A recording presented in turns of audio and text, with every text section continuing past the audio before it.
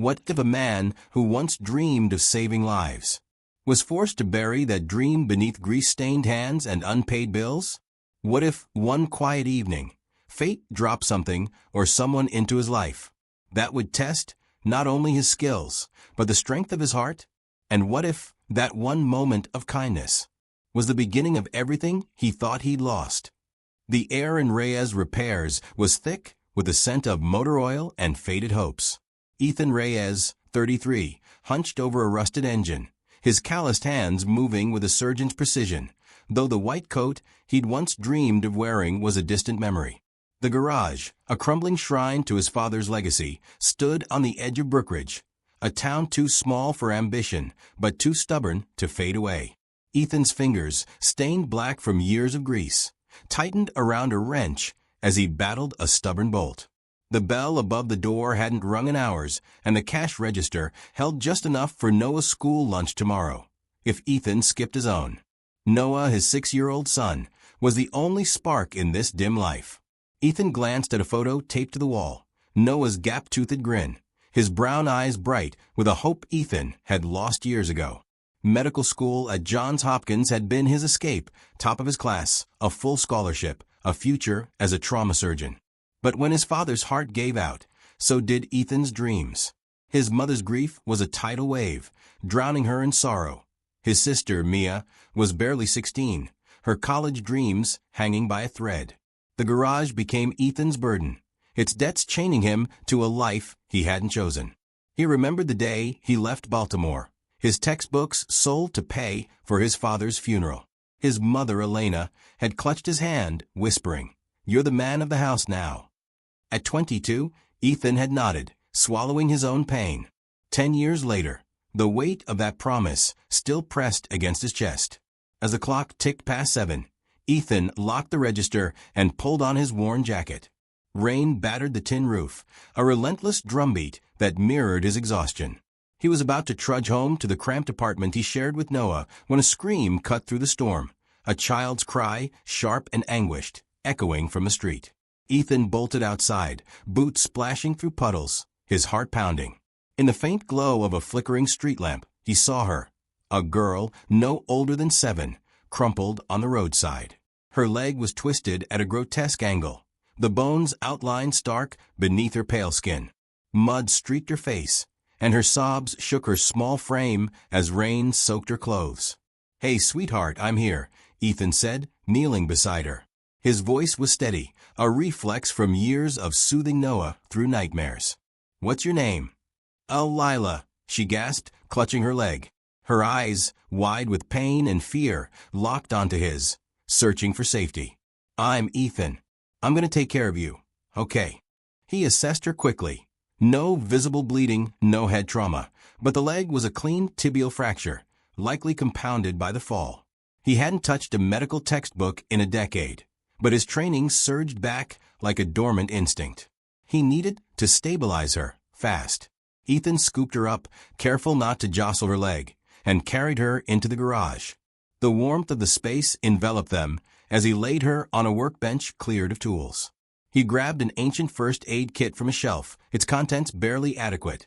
Yellowed gauze, a roll of tape, a splintered wooden dowel. With steady hands, he fashioned a makeshift splint, securing it with tape as he murmured reassurances. "You're doing great, Lila. Brave as a superhero." She managed a shaky smile, her small hand gripping his arm like a lifeline. To keep her calm, he hummed "You Are My Sunshine," the lullaby Noah loved when storms kept him awake. Lila's sobs quieted, her trust in him absolute. He dialed 911, his voice clipped but calm. 7-year-old girl, broken leg, stabilized. Corner of Maple and 3rd. "Hurry." As they waited, he kept singing, his low voice an anchor in the storm. Lila's eyes fluttered, exhaustion overtaking her fear. Headlights sliced through the rain, followed by the roar of a helicopter landing nearby. The garage door burst open, and a woman stormed in, her presence like a lightning strike. Her tailored coat dripped with rain, her dark eyes blazing with a mix of fury and terror. Paramedics followed, their equipment clattering as they rushed to Lila's side. "Where's my daughter?" the woman demanded, her voice sharp enough to cut steel. Ethan stepped back, gesturing to Lila, who was now half asleep on the workbench. She's stable. I splinted her leg to prevent further damage. The woman's gaze softened as she saw Lila, but her posture remained rigid, like a coiled spring. A paramedic, a grizzled man with a stethoscope, checked Ethan's work and whistled low. Damn good splint. You a doctor? Ethan's chest tightened, the question a knife to old wounds. Not anymore. You should be, the paramedic said, his tone matter of fact. This probably saved her from nerve damage. Clean work. The woman's eyes flicked to Ethan, assessing him like a predator sizing up prey. Before she could speak, Lila stirred, her small hand reaching for Ethan's. Don't go, she whispered, her voice fragile. I'm right here, he said, squeezing her hand gently, his heart aching at her trust. The woman's expression shifted, gratitude, confusion, curiosity. As the paramedics loaded Lila onto a stretcher, she lingered, her gaze locked on Ethan. I'll find you, she said, her tone unreadable, a promise or a threat. Then she was gone, swept away in a whirl of chopper blades and rain. Ethan stood alone in the garage, the silence deafening. He didn't know her name. He didn't know she was Celeste Marlowe, the billionaire who owned half of Brookridge, the woman whose world he'd just turned upside down. The next week was a blur of routine, each day blending into the next. Ethan woke at dawn, dropped Noah off at school, and opened the garage. The work was relentless, oil changes, tire rotations, the occasional engine rebuild that barely covered the bills. But his mind kept drifting to Lila. Had the hospital set her leg properly? Would she walk without a limp? He pushed the thoughts aside, telling himself he'd done his part. That was enough. Noah, however, was obsessed with the mystery. Dad, was that girl a princess? She had a helicopter. His brown eyes sparkled, his imagination painting Lila as a character from one of his bedtime stories. Ethan chuckled, ruffling his son's dark hair. Maybe, buddy. But she's probably just a kid like you. Noah wasn't convinced. At 6, he saw magic in everything, a trait Ethan both envied and fiercely protected. Raising Noah alone wasn't easy. His ex, Sarah, had left when Noah was 2, chasing a life she called bigger than Brookridge. Ethan didn't resent her, not anymore, but her absence left a void. Noah's questions, why doesn't mommy call, were harder to fix than any engine. Each one was a reminder of Ethan's failures, not just as a partner, but as a father trying to be enough. The garage was their lifeline, but it was crumbling. The bank's latest letter sat unopened on the counter, its red urgent, stamp glaring like an accusation. Ethan had sold his father's old watch last month to cover Noah's school supplies, a transaction that left him hollow. Every night, he lay awake, calculating how long they could last. A year? 6 months? Less? The numbers never added up. On Thursday, a sleek black SUV pulled up, its engine purring like a panther. Ethan was under a Chevy, wrestling with a rusted bolt, when a shadow fell over him. He slid out, wiping his hands on a rag, and froze. The woman from the night of the accident stood before him, her presence as commanding as before. In the daylight, he saw her clearly. Sharp cheekbones, dark hair pulled into a flawless bun, and eyes that seemed to see through him, dissecting his soul. You're Ethan Reyes, she said, her voice low and certain, not a question. He nodded, suddenly aware of his grease-stained overalls and the sweat on his brow. Yeah. How's Lila? She's recovering. Thanks to you. Her voice softened, but an edge remained, like a blade sheathed but ready. I'm Celeste Marlowe. The name hit like a freight train. Celeste Marlowe, the woman who turned Brookridge from a forgotten dot on the map into a hub for tech startups and luxury condos. Her name was on half the buildings in town, hotels, office complexes, the new hospital wing. Ethan swallowed, his throat dry. I'm glad she's okay. Celeste studied him, her gaze piercing, like she was solving a puzzle. The paramedics said you're not a doctor, but you acted like one. Why? Ethan shifted, uncomfortable under her scrutiny. I was in med school. Dropped out. Why? The question was blunt, cutting through his defenses. His instinct was to deflect, to shrug it off with a vague excuse. But something in her eyes, genuine curiosity, not judgment, pulled the truth from him. My dad died. Heart attack. My mom fell apart. My sister was still in high school. This garage was all we had. I had to keep going. Celeste's expression didn't change, but her silence felt heavy, like she was weighing his words. Before she could respond, the bell above the door jingled, and Noah burst in, his backpack bouncing. Dad, I drew a car today. It's got flames. Ethan's face lit up, the tension easing for a moment. That's awesome, buddy. Show me later, okay? He glanced at Celeste, a flush of embarrassment creeping up his neck. My son, Noah. Celeste's lips curved into a small, unexpected smile. He's sweet. Like his father, I assume. Ethan's ears burned, and he looked away, unsure how to respond. Celeste reached into her purse and pulled out a thick envelope. This is for you. For what you did for Lila. He shook his head, stepping back. I don't want your money. It's not charity, she said sharply, her eyes narrowing. It's gratitude. I did what anyone would have done, he insisted, his voice firm. Keep it. Celeste's gaze hardened, but she didn't argue. Instead, she tucked the envelope away and said, We'll talk again, Ethan Reyes. Her tone was a promise, and as she turned to leave, the scent of her perfume lingered, along with a nagging sense that this wasn't over. Over the next 3 weeks, Lila became a regular at the garage. Her leg was in a proper cast now, and she hobbled in on crutches, her mother's driver, Marcus, trailing behind like a silent sentinel.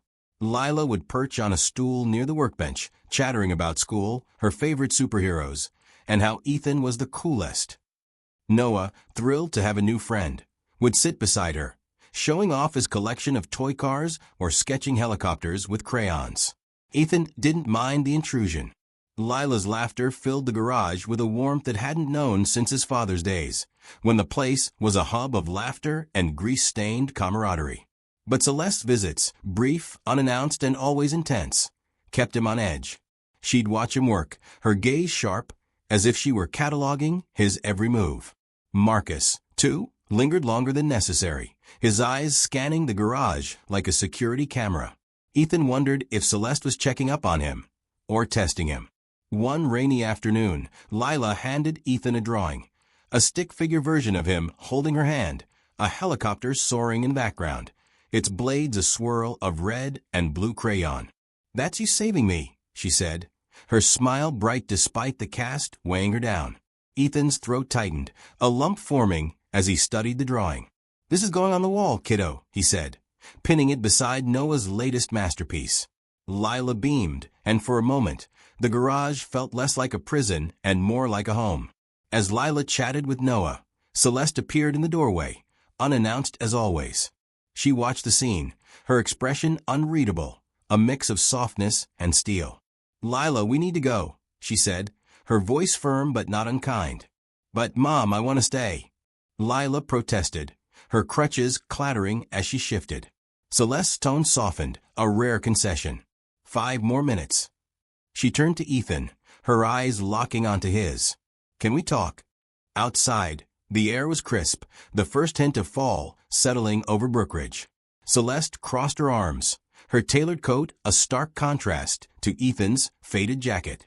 I looked into you, she said, her voice matter-of-fact. Top of your class at Johns Hopkins. Full scholarship. You were going to be a trauma surgeon. Why didn't you go back after your mother and sister were settled? Ethan tensed, the question digging into old wounds. Settled. He laughed bitterly, the sound harsh in the quiet. My mom's still grieving. She barely leaves the house. My sister's in college, but I'm paying for it, every textbook, every dorm bill. And Noah, he needs me. There's no time for dreams when you're trying to keep your head above water. Celeste didn't flinch, her gaze steady. What if you didn't have to choose? He frowned, his heart picking up speed. What do you mean? She stepped closer, her voice low but firm, each word deliberate. I don't like owing people, Ethan. You saved my daughter, my only child. I want to give you something real, not money, since you're so damn stubborn about it.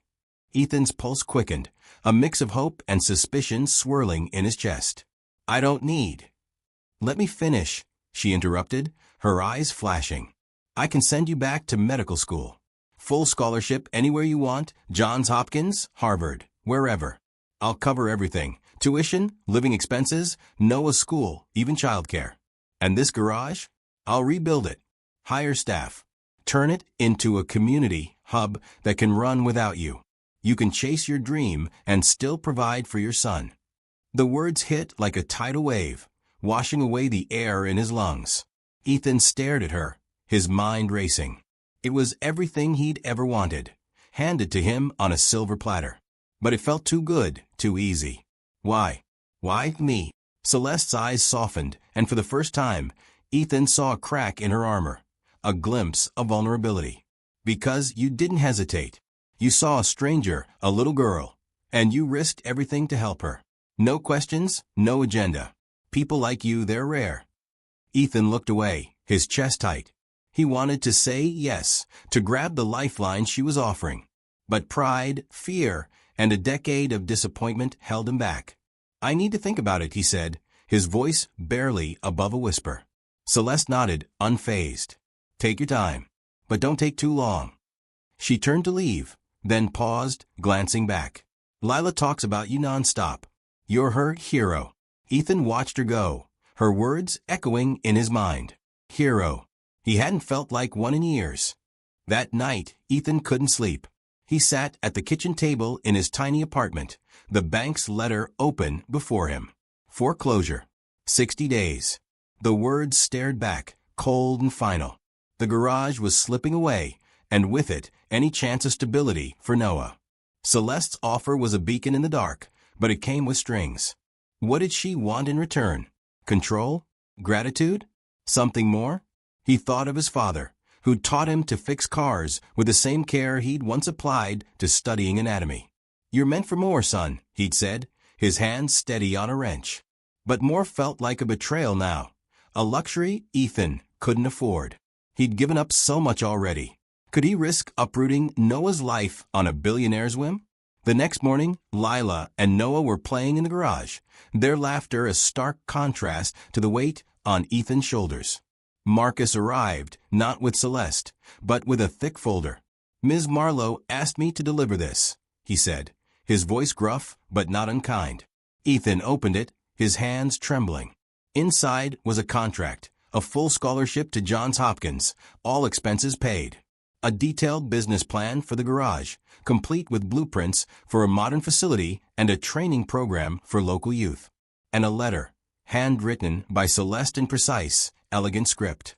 Ethan, you don't trust easily. I get it. I don't either. But this isn't about me. It's about you, Noah, and the lives you'll save as a doctor.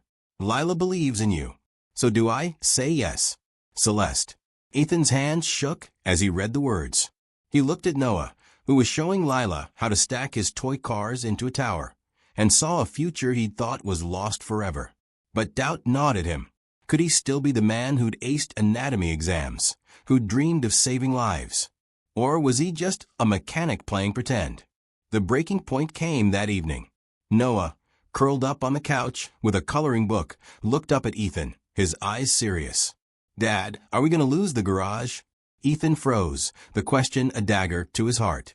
He'd thought he'd shielded Noah from the truth, but kids always knew. I'm working on it, buddy, he said, his voice thick. Noah's small hand reached for his. I don't want you to be sad anymore. Ethan pulled him close, tears stinging his eyes. He thought of his father's pride, his mother's sacrifices, Mia's college dreams. He thought of Lila, trusting him in the rain. And he thought of himself, the man he'd been, the man he could still be. That night, he called Celeste. I'm in, he said, his voice steady for the first time in years. The next 4 years were a crucible, forging Ethan into someone new. Medical school was brutal, grueling hours, endless exams, and the constant fear of failing Noah. But Celeste was true to her word. The scholarship covered everything. Tuition, rent for a small but comfortable apartment, Noah's private school. The garage, now a gleaming community hub called Reyes Community Works, thrived under new management, training local youth in mechanics, and giving Ethan's mother a purpose as a mentor to the kids. Noah, now 9, filled Ethan's dorm with drawings, each one a reminder of why he was fighting. Celeste checked in often, her visits a mix of business and something warmer. She'd bring Lila, who'd raced to Noah, their laughter echoing through the garage. Ethan began to see Celeste differently, not as the untouchable billionaire, but as a mother, a woman who'd built an empire but carried her own scars. She never spoke of her past, but Ethan sensed loss in her silences, a mirror to his own grief. The twist came in Ethan's final year, during a hospital fundraiser in Brookridge. Celeste pulled him aside, her expression unreadable. "I didn't just fund you out of gratitude," she said, her voice low, almost hesitant. "Lila's father. He died in a car accident 6 years ago. No one was there to save him. The paramedics tried, but they were too late. When you saved Lila, you gave me something I thought I'd lost forever. Hope." Ethan stared at her, the weight of her words sinking in. He'd assumed her offer was about obligation, maybe pity. But it was deeper, more personal. "You don't owe me for that," he said, his voice rough.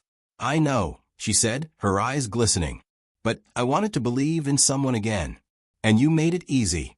The revelation shifted something in Ethan. He'd spent years guarding himself, expecting betrayal or disappointment. But Celeste's vulnerability, her trust, cracked open a part of him he'd thought was gone.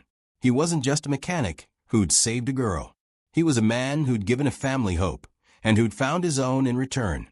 5 years later, Ethan stood in a crisp white coat, Dr. Ethan Reyes, trauma surgery embroidered on the chest. The charity gala was packed, the crowd buzzing as Celeste took the stage, her presence commanding as ever. Lila, now 12, stood beside Ethan, her cast long gone, her smile radiant as she leaned against him. Noah, 10, clutched Ethan's hand, his eyes wide with pride, a miniature version of the man Ethan had become.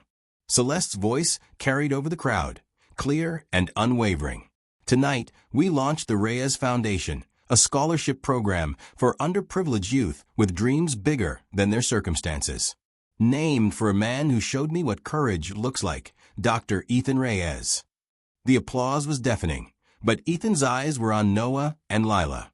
Tears welled as he thought of his father, who'd never see this moment, and his mother, who'd cried when he graduated, her hands trembling as she pinned his white coat. The foundation wasn't just a reward, it was a legacy, a promise to kids like him, who'd almost lost their way. It was for the dreamers who thought their chance had passed, for the ones who needed someone to believe in them. As the gala ended, Ethan found Celeste outside, the night air cool against their skin.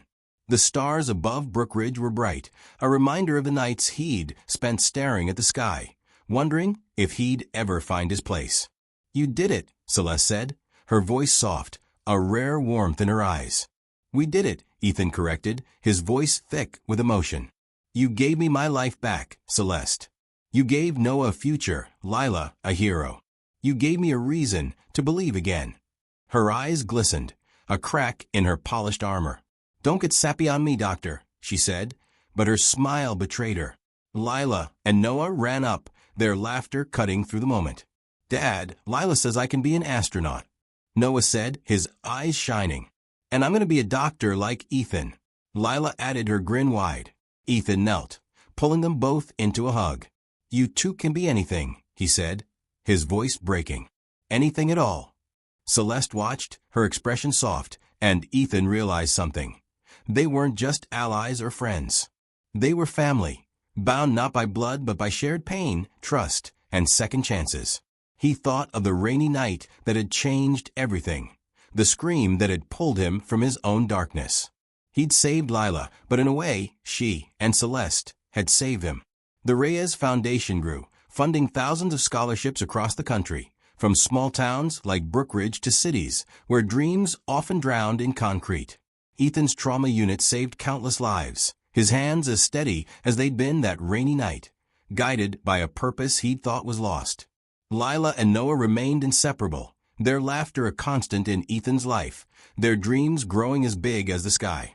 Celeste, once untouchable, became his confidant, her empire a backdrop to their shared mission. She never remarried, but she didn't need to. Her family was here, in the garage turned community hub, in the hospital where Ethan worked, in the moments they stole between chaos. Elena, Ethan's mother, found purpose mentoring the youth at the garage, her smile brighter than it had been in years. Mia, now a college graduate, joined the foundation, her passion for education a mirror of Ethan's drive. Brookridge was no longer a forgotten dot on the map.